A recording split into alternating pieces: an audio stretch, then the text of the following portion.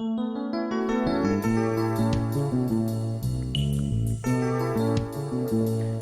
afternoon and welcome back. I'm Marcus Peter.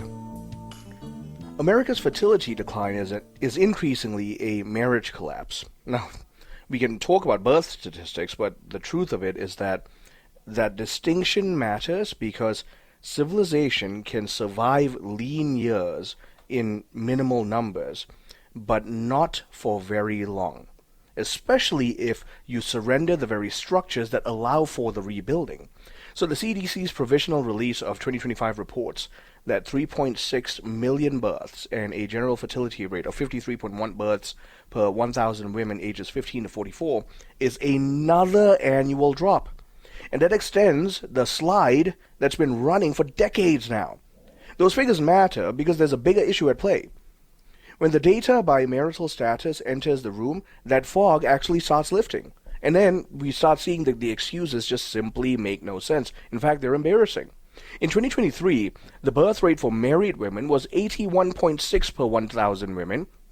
The rate for unmarried women was 36.4. Now, that gap is immense, and it's actually morally instructive as well.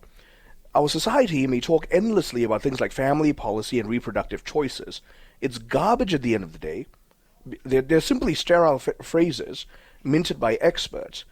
If we don't have stable covenantal structures within which the children are to be welcomed, we don't have the fertile social ecology that welcomes these children into stable environments.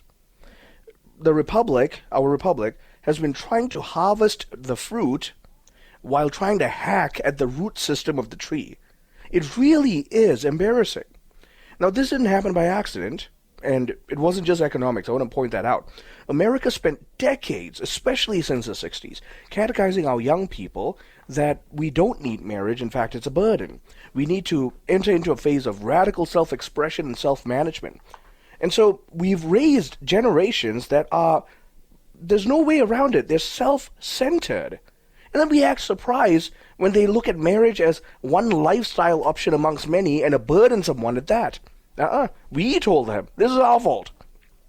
School first, career first, money first, apartment first, travel first, self-expression first, enjoyment first, therapy first, pleasure first, yourself first, then everything else. We did this to them. Don't look anywhere else. One day, the calendar starts glaring back at you and I, and then biology, I don't like this phrase, the biological clock is ticking, but biology is a profound teacher that cannot be ignored. The Census Bureau reported in December 2025, the median age at first marriage had risen. It was already pretty high. It was about 31 years old for men and about 29 for women. Now, it's up sharply. It was 24 for men and 21 for women. Now it's 31 for men and 29 for women. In other words, by the time people are getting married socially in the West, they are well past a lot of the years that they could have spent having children. The cultural logic here runs even deeper. Modern prosperity has trained many adults to view children as commodities that ought to be optimized for our benefit. And that's why there's this whole craze, I need to name my child what I feel is special to me. I need to raise my child in the ways that are special to me. The focus is not on the well-being of the child, but rather on the actualization of the self. And in our hyper-individualized urban economy, the child is then framed as a cost center. And that cost center interrupts my lifestyle design. Now, some of you might be saying, Marcus, you sound harsh. This is objectively true, and statistics bear out. This is the operative creed of modern Western society. We have affluence without moral formation. And so any form of mooching, if you will, any form of drain on our abundance causes anxiety.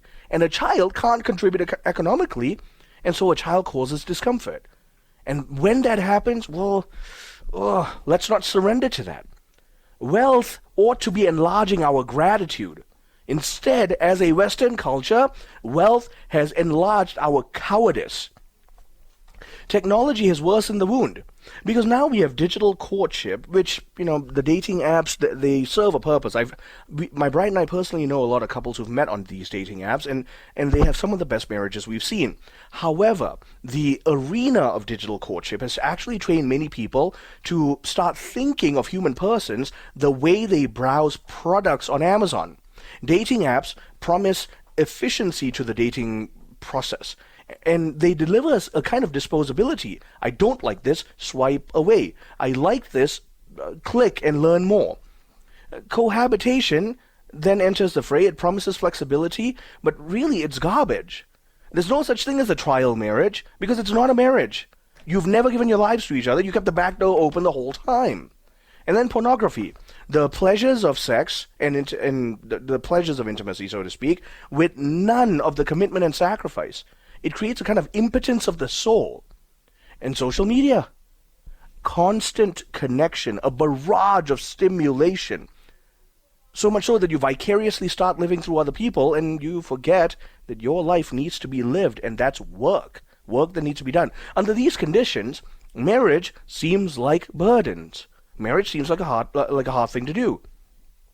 And so our public elites are wondering why so many young adults are doubting whether or not they want to get married. Some even doubt whether they're marriageable.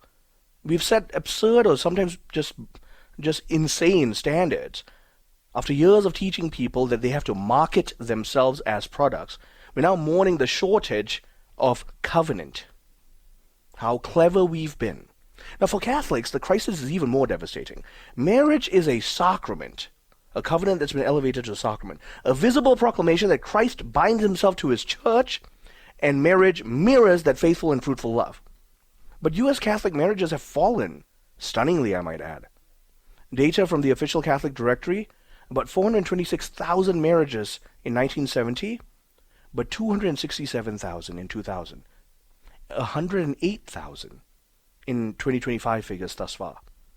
So even while the Catholic population grew from 1970 to about 68 million in 2025, the collapse of the sacrament and the sacramental imagination is still alarming.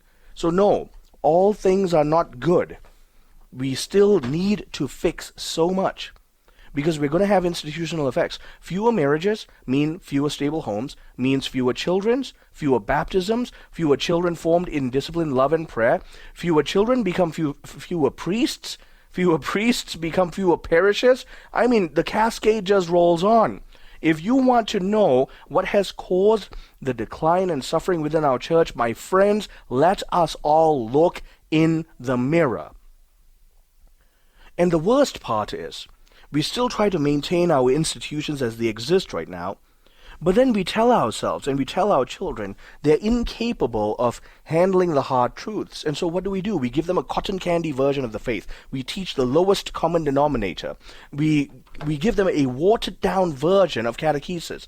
And we applaud ourselves, pat ourselves on the back and say, what a good job I've done. Meanwhile, we're hemorrhaging numbers of children born and raised in the faith. And the statistics are showing that once they leave, they don't come back. There's a psychology at play here, too. Many young adults want complete financial safety and emotional mastery before they even think about the concept of quote-unquote commitment. Why? Because they've not been challenged from a young age. They've not been pushed into the concept that their words mean something. We've mollycoddled them so much that now the very notion of covenant scares them. I get repulsed when I hear the words, I'm afraid of commitment. No, man up, woman up. We have to commit. It's a big part of God's plan for the human person. Human beings have never entered marriage in perfection throughout history. Love matures through living out the vows, through sacrifice, through shared burden, and most of all, through divine grace. We've had an entire generation taught to feel all that. We can change the tide. Number 1, fast, pray. Number 2, Eucharistic adoration. And number 3, let's start challenging each other into a deeper, more faithful commitment to the truths of the faith. The Catholic Church is the only institution that can transform the culture and redeem it for Christ. I'm Marcus Peter.